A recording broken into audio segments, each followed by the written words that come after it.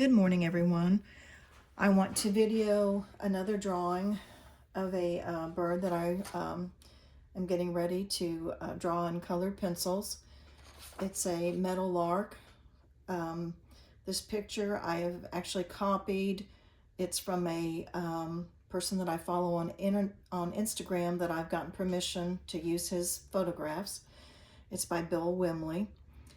I've got my photograph. I have got my bird drawn. You can do this a couple of different ways. You can free draw it, or you can trace, which I have just outlined it, pretty much gotten the very particular details that I want to do. It really saves a lot of time, and you can,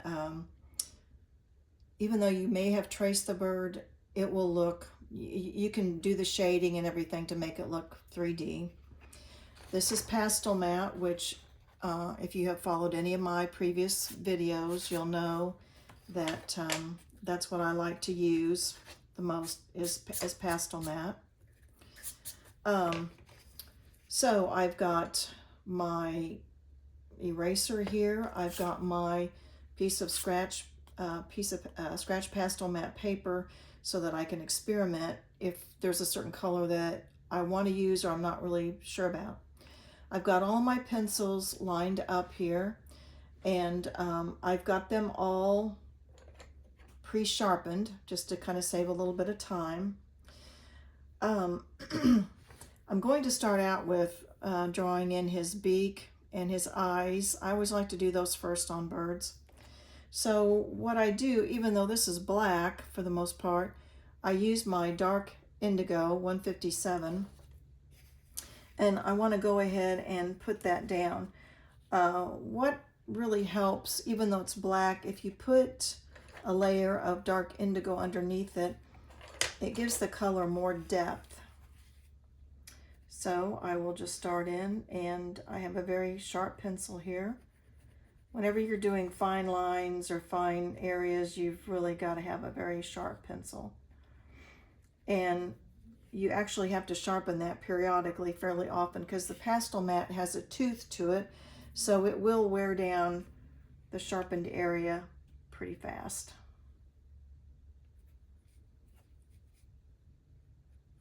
I'm going to go ahead and trace in some of this outline.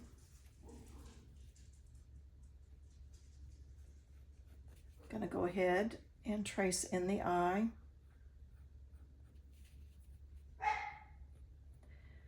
On the eye, there's always a catch light, as you can see on the picture here. So what I want to do is I want to leave that open. So I'll just kind of make a little mark here where I think that catch light is. It's actually kind of more forward. So what I'll do is I will color in small little circles. Just a nice, easy circular motion. If you forget to put that catch light in, you can go back over it.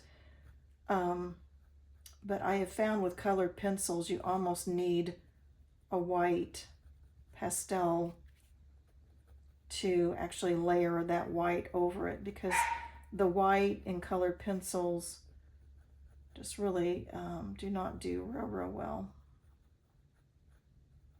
I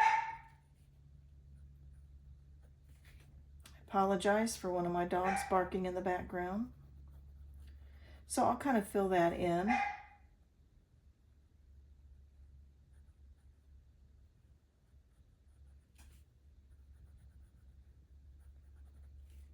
Now I'm going to go over it with the black, and again I've got that very sharp.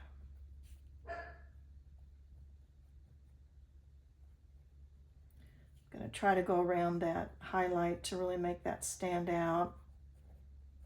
And if I need to touch that up with just a little bit of white, I can. The highlight on the eye is really kind of important because it just needs to be there, especially when an animal is outside. You're always going to have a catch light of some type. Okay, I'm going to go ahead and take my black and start to gently fill in here.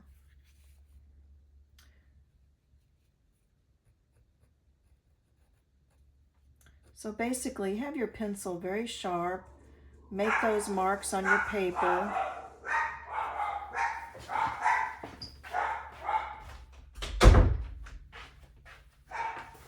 Sorry about that. Make those marks on your paper where you know that black is. And like I said, you can either go ahead with your black or you can put that dark indigo underneath it to give it a little bit more depth. I feel like in the eye you can maybe see that black.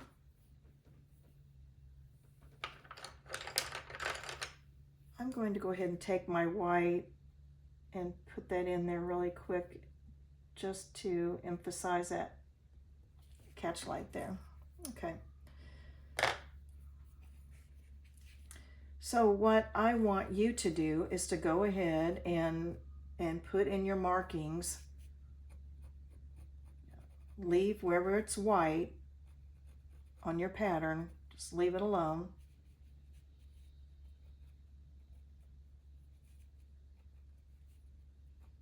Kind of get those markings down. Now on his bill, this underneath section is kind of a blue-gray. And I'm going to use, actually, this is not a polychromos. This is a Pablo, and it's number, it's light gray, 003. So I'm going to use that to fill in, and then I will put some blue on top of that.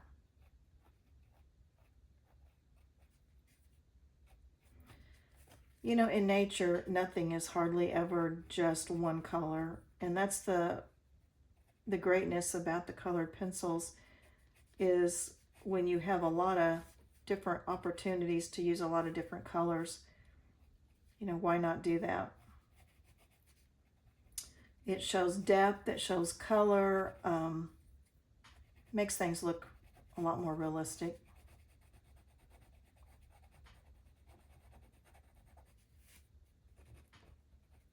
So I've got that gray in, and I'm not pressing down straight up and down hard. I've just got my pencil very at ease in my hands here. Just making small little circular motions wherever I can.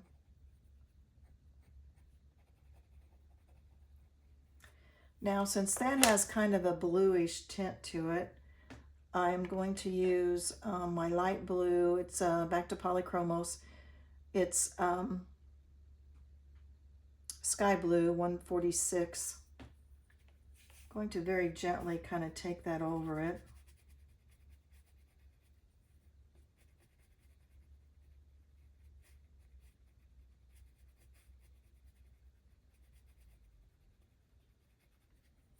And I actually might have to go over this with just a little bit of white to show the highlights on that bill too.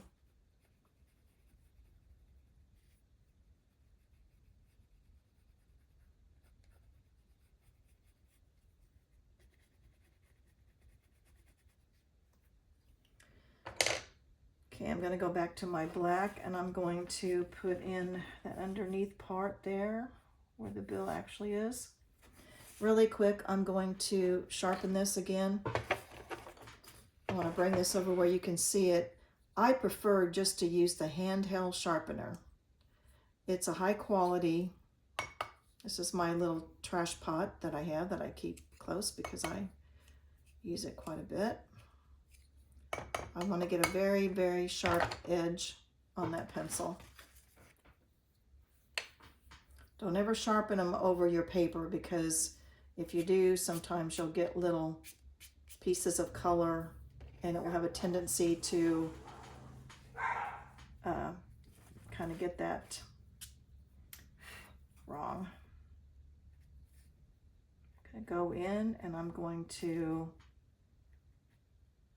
lay that outline of that bill in.